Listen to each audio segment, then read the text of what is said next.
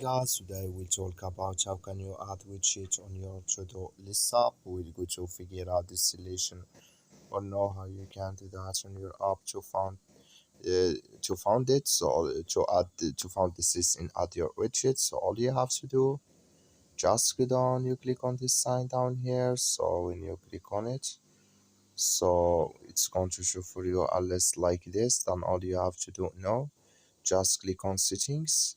So when you click on settings here, it's going to take you to this list here, and you click here on widget here, you click on it, then it's going to take you to this list here. Then here can you choose widget here you want to add here. If you want to add standard or light or month or week here can you choose.